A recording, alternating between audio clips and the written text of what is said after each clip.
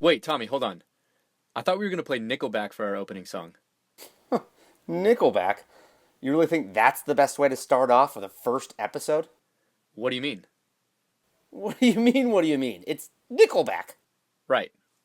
So everyone hates Nickelback? They do? Yeah. Why? Why? Because it's their sound. Their T-Pain. Now, I'm not sure exactly what happened, but at some point in the mid-2000s, it didn't just become uncool to like Nickelback. It was widely understood that you were to hate Nickelback unquestionably. Somehow, this relatively benign rock band became the devil. For many, the acceptance of this phenomenon is still the status quo. Until one day you ask yourself, why do I hate Nickelback? Why does everyone hate Nickelback? Do they? Or did I just pick a side? Did the side pick me? Is it wrong to hate Nickelback? What is right and wrong? What is good and bad? Is hating Nickelback a part of my identity? Who am I? What does I even mean? Is the self an illusion? Does anything mean anything? Is it really true that one day, all of our relationships, stories, and dreams will drift away in the sands of time? No! No! Michael, And then, if these realizations don't kill you, you're left stuck on Earth trying to figure out what it means to live a good life. And as you do so, it quickly becomes clear that there are two worthwhile values: the search for common sense and the defense of free speech. You know what I mean? No. Oh. So what does this have to do with Nickelback? Yeah, I got a little lost in the woods there. Oh yeah, I want people to hate Nickelback with the whole force of their being, just so long as they can tell me why. But they're just not good. All right, fair enough.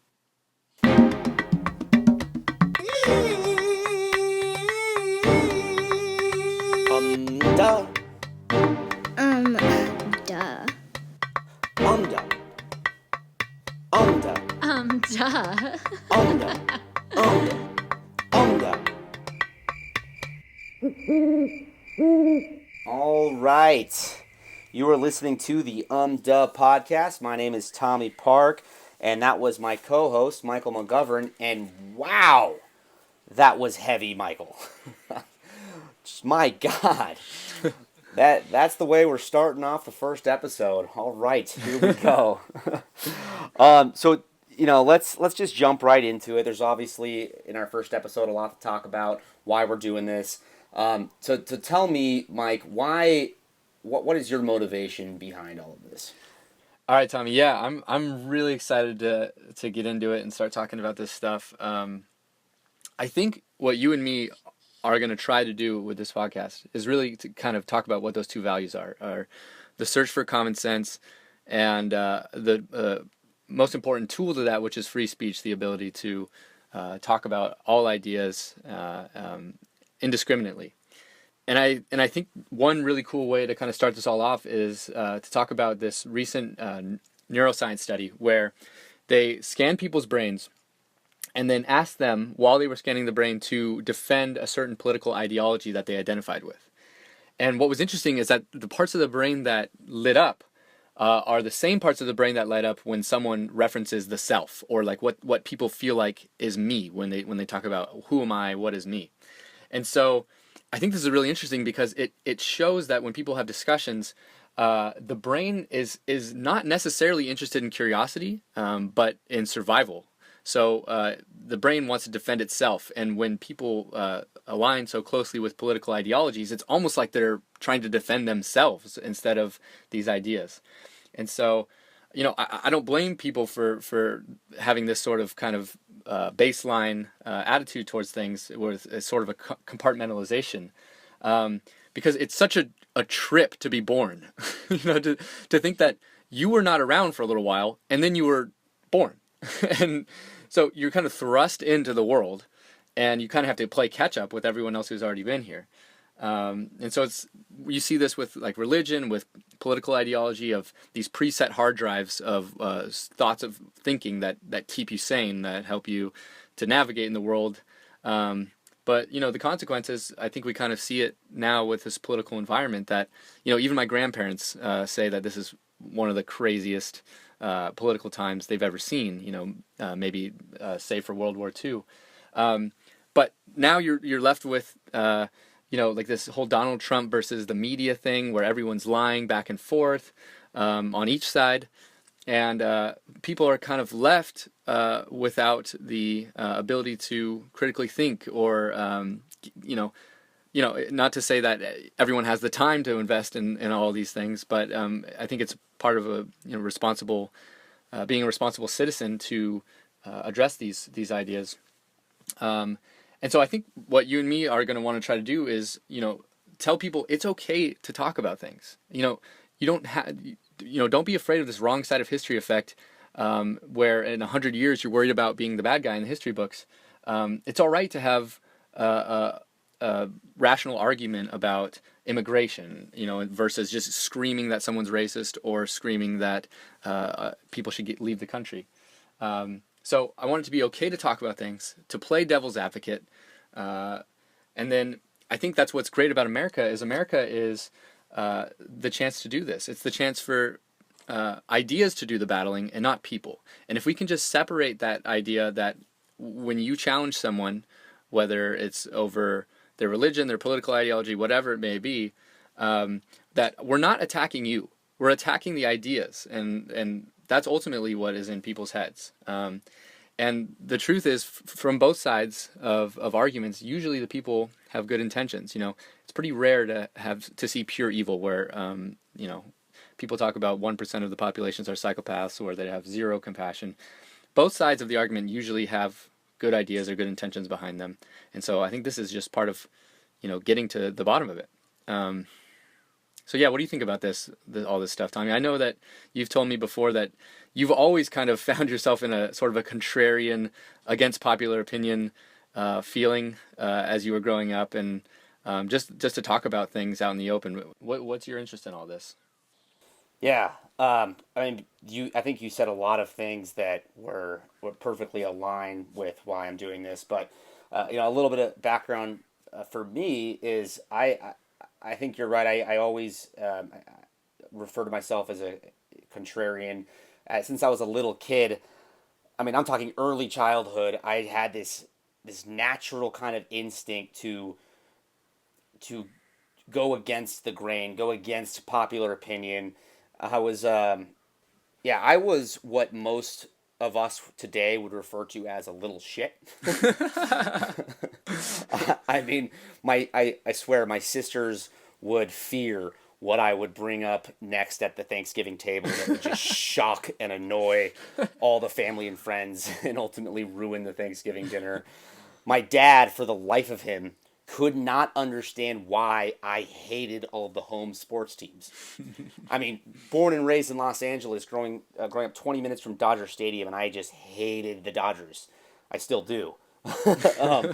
And not only was it just blind hate, but on my way to school, I would craft arguments using data that I had researched to try to influence my dad's beliefs on why he should also not like the Dodgers. And I became addicted to this world where I wanted to bring perspective to everybody that was just blindly following anything. In high school, it turned into music. I just hated all mainstream music, and I made sure my little sister did too. And then as I got a little older, early adulthood, I started thinking about the mother lode of all beliefs, which is religion.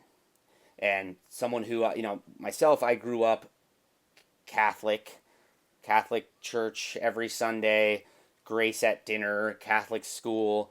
And so when I started challenging this one, it was a little more sensitive with my family and friends. So I kind of put it on the back burner, and then went to Arizona to go to school. And I ended up in a sales job.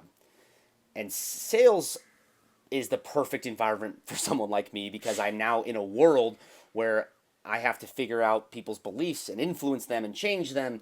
And I began an 8-year mission on mastering this craft and understanding the psychology of people, and more importantly, the psychology of beliefs and where beliefs come from.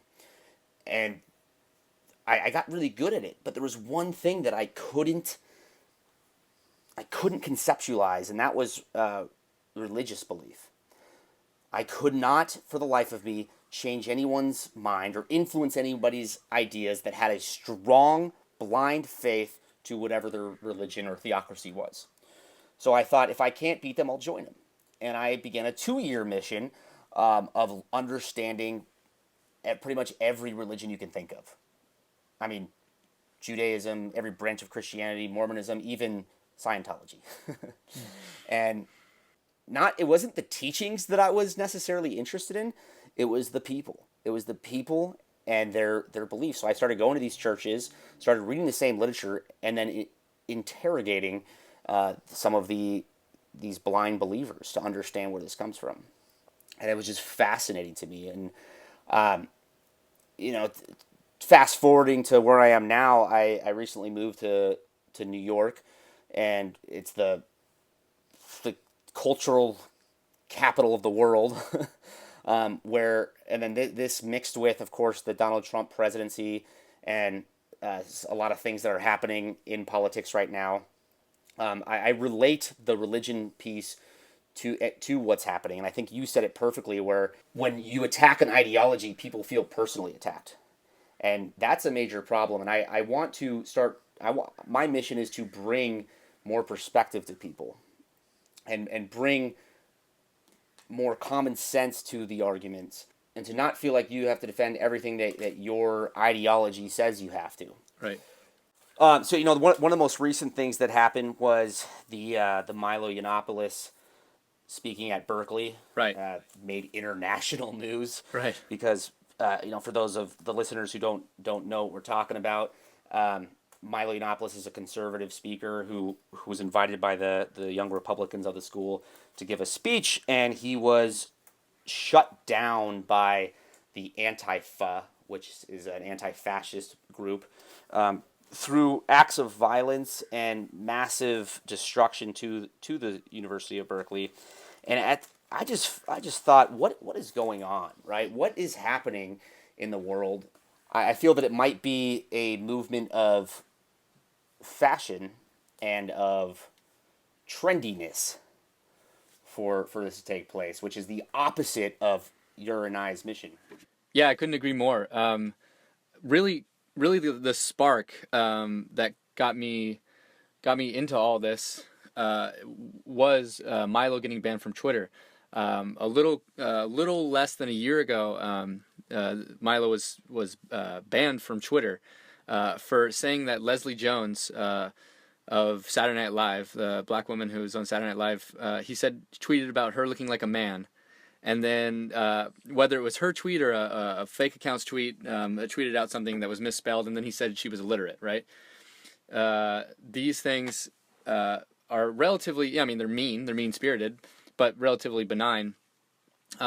And he ended up being banned from Twitter because a lot of his followers then proceeded to send her actually racist and threatening messages.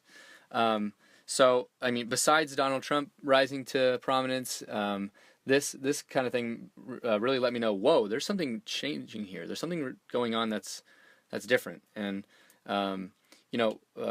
with my background, I went to 12 years of conservative Catholic school and then dived into 4 years of, liberal arts college. So I know both sides of the groupthink spectrum. And some of these ideas that Milo is rallying against are things that I, if not all of them, some of them bought into in college. And I think, kind of going back to what you said about, not knowing really why you were this contrarian growing up. Christopher Hitchens, one of the most famous intellectuals, known for being a contrarian, known for going against religion and against every popular opinion, almost by sport. And that's not to say that there's inherent value in being a contrarian. Just because you have an opinion against popular belief, sometimes it backfires on you. But it's important to defend the contrarian, to defend someone who is willing to take the other side in an argument that seemingly everyone has bought into, because if we silence that person, then it becomes a one-sided argument. It becomes one person speaking in a room and progress is halted. Progress goes forward through common sense, and so what we're seeing now is, I think a lot of people who grew up similar to my background, with relatively sheltered life, that don't really have a good understanding of how the real world works, and they're kind of stuck in only idealism, and there's no pragmatism involved in their way of thinking of referencing the real world, but they just believe that they should take a stance because it's how things should be, versus looking at evolutionary evidence, versus looking at social evidence. And now you see people throwing fits at Berkeley. I'm not going to say that all protesters there wanted to cause violence or destroy property, but what's more troubling is seeing a endorsement of this in the media, in certain cases, and you get people saying that these policies, these words stated by Yiannopoulos and other conservative voices, they're equating them to violence. And not only that, they're saying that some people not saying anything about it is equal to violence, which is just pretty absurd to me. It's incredible, and I'm almost inclined to say that maybe not all the protesters, but a majority of them were either there because they did want to be destructive, or because it was the cool thing to do. Right. It was the fashionable thing to do. And it begs the question: what would these protesters have done had they gotten in the same room with Milo? Right. Right. Or what? I mean, I beg the question: what if Milo says, "Okay, let's you random protester, and I have a debate about any of the policies that you're against, Right? What I believe in." I mean, do they even know which policies that he is talking about? Right. I'm not convinced that some of these people do.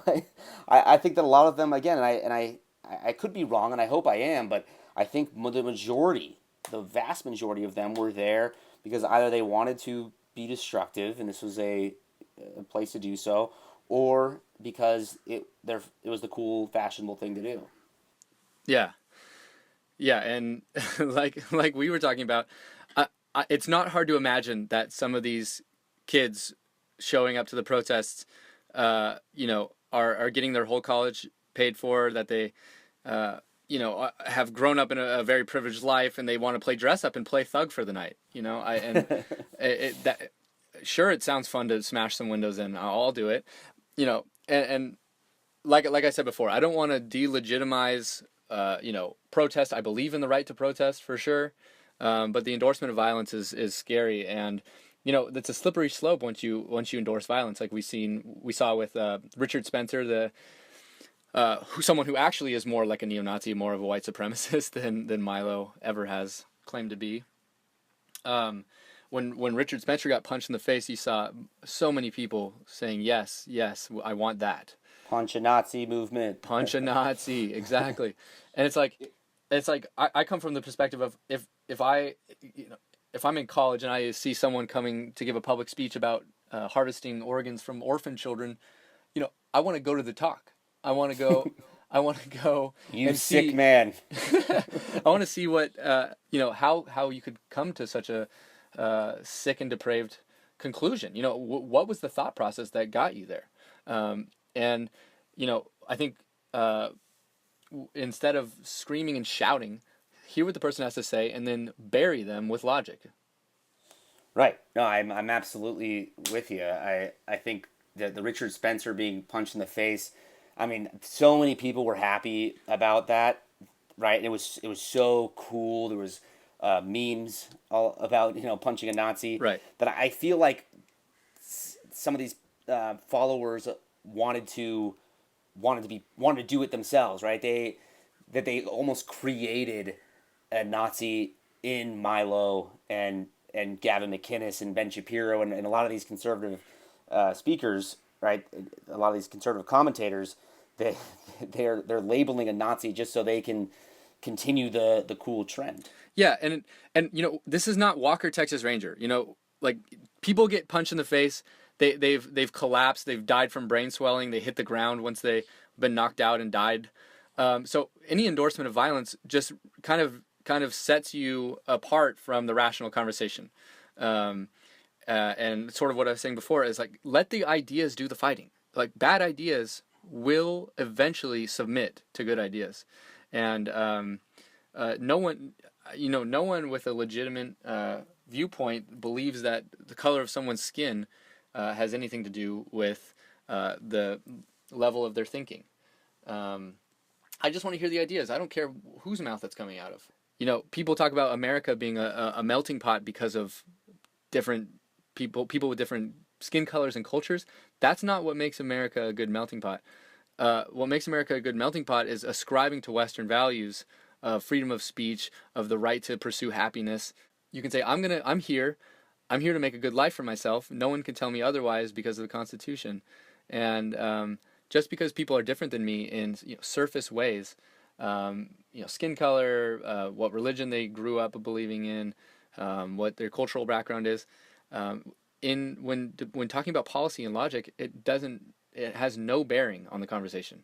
I realize that there are racial tensions, there are religious tensions that happen all over the world, but when you're talking about getting down to ideas and what's good, what's bad, those don't matter. Yeah, and I don't want us to come off like we're attacking one ideology or in saying one is better. I think that we're just after the underlying principle that common sense trumps all. Hence the name of our podcast. Duh.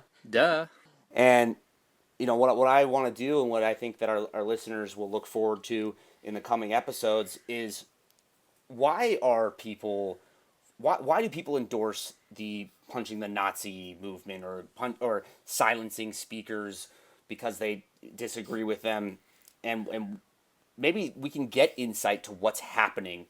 And I hope I'm proven wrong in the realm of thinking where I think that they're just doing it because it's fashionable and because they want to protest. I really do. So I think the coming episodes we're definitely going to have some of these people on our show, and we can ask them, interview them, right? And we get a peek inside their minds, which will help us understand what is happening, and then provide our listeners with hopefully an intellectual point of view that we can challenge and dissect, and leave our listeners with the option to think for themselves, think critically about it, and come to a common sense point of view. Right. Yeah, and I think you hit the nail on the head. I don't think you or I would ever claim that we know everything, and we have the answers. I don't. But it's not going to stop me from continuing to ask questions until the day I die. So I think it'll be fun. I'm excited to have fun, to just leave nothing off limits, and to bring people on who have different viewpoints, and just see where it goes from there. And I love these talks. They inspire me to learn more. I've thought about this stuff. I'm sure you've, in the same way, have stayed up till 5 a.m. talking about this, maybe with some wine getting involved, or beer, or whatever your poison is. But I think this will be a good opportunity to one leading intellectual who I really look up to is Sam Harris, and with his podcast he talks about thinking in public. So this is all going to be in service to learning and to watching ourselves think and grow. People have thoughts, no matter if they express them or not, and that means we might say some stupid stuff from time to time. We might be wrong. We might seem arrogant. We might seem too timid on whatever we're trying to talk about. But it's all in the service of learning and growing. And so I think once you delve into this stuff, really what's left is philosophy and physics, and you just kind of see how everything is connected, what the play is between subjectivity and objectivity, and so I think as we grow and learn, we're going to find out more about ourselves, more about the ideas that we might be blind to now, or more about how our viewpoints can change, and that's what's okay. Is you can change your mind. You don't feel embarrassed about changing your mind. It's a rare thing these days, Mike, to admit when you're wrong and submit to someone else's viewpoint. Yeah, because instead of listening, people just dig in deeper, and it's kind of counterproductive. Yeah. I understand that it reaches a certain boiling point where you have to make a decision about a political policy or a business decision, but when debating these ideas, it's okay to leave some ground, or to give up some ground, or rethink an idea, and I think that's what we're trying to get at is being okay with being wrong. Absolutely. And for our listeners, expect us to uncover the things that we talked about today, but it's not just going to be about the minds of SJWs. We're going to talk about everything. We're going to talk about politics. We're going to talk about philosophy. We're going to talk about moral responsibility and social science and science itself. I mean, we're gonna really dig into the belief systems that exist out there and try to understand why people have different belief systems and if they're capable of being influenced like we've been talking about. So I hope everybody is excited as we are to again move forward in this mission to uncover the unknown and to bring massive Charging perspective into the future. and bring massive perspective to all the issues that we may or may not been blind to. So again, I'm excited. I know Michael is very excited. And I hope everybody listening is. Yeah. So and last thing I'll say is that when George Orwell wrote 1984, which is today now known as the perfect depiction of a completely powerful totalitarian state. So much so that even when people read it when it was published in Russia or in Eastern Europe, they said, "Wow, I cannot believe how accurate he got it." Christopher Hitchens noted this as a big scholar of George Orwell. In the book, the totalitarian state has complete control over people's lives, over their privacy, over the media, which is only a propaganda machine, and the government is lovingly referred to as Big Brother. They keep such powerful control over the people, not just because they control these things, but also because they know exactly how to handle dissidents, exactly how to handle rebels. So when Winston Smith, the protagonist of the book, starts to rebel, starts to question authority, the state kills him. But it's not until they've kidnapped him, they've tortured him, they've brainwashed him, they've left him to be all but a shell of his former self. So instead of silencing him, they convince him to love the state, to love Big Brother, so that he will not become a martyr. Orwell was really a genius because he realized that this is what governments needed to do to take control of people, what power really can do. It just shows that people in power understand what it means to be a martyr. So when you try to silence someone, no matter how bad their ideas are, if they have a following, they'll come back stronger.